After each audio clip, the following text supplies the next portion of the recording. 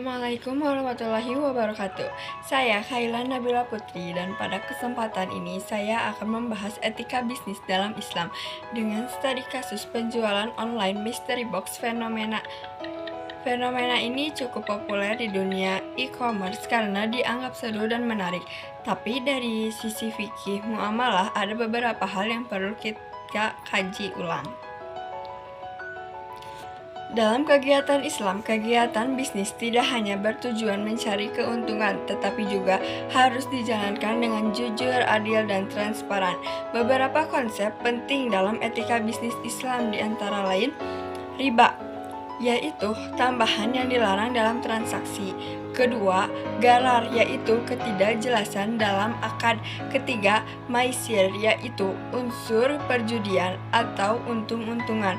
4. Tadlis, yaitu penipuan atau penyembunyian cacat barang. Serta prinsip amanah dan yaitu kejujuran dan keadilan dalam setiap transaksi. Nah, sekarang kita lihat ke kasusnya. Dalam penjualan mystery box, pembeli membayar sejumlah uang untuk sebuah kotak yang isinya kita tidak ketahui. Seru sih, tapi disinilah muncul masalah gharar. Karena objek akad tidak jelas. Dalam Islam, barang yang dijual harus diketahui jenis, kualitas, dan jumlahnya oleh pembeli. Kalau pembeli nggak tahu apa yang dibeli, maka akadnya bisa batal karena mengandung ketidakpastian.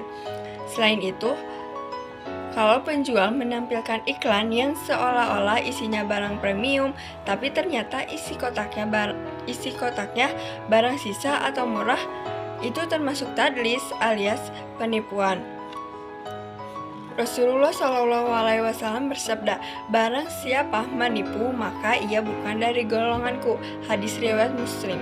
Jadi, kejujuran dalam bisnis adalah hal yang mutlak, tapi bukan berarti jualan mystery box itu pasti haram ya. Masih bisa halal kalau dibuat lebih jelas dan transparan. Misalnya, penjualan mencantumkan kategori barang dan nilai minimalnya. Contoh, mystery box A berisi produk fashion wanita nih dengan nilai minimal Rp100.000. Dengan begitu pembeli tetap punya unsur kejutan tapi tidak kehilangan kejelasan akad.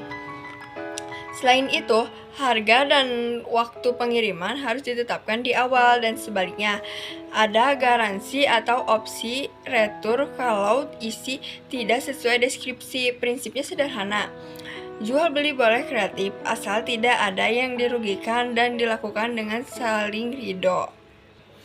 Jadi, dari kasus ini kita bisa belajar bahwa Islam tidak menolak inovasi dalam bisnis, hanya saja menuntun agar setiap bentuk transaksi dilakukan dengan kejelasan, kejujuran, dan keadilan.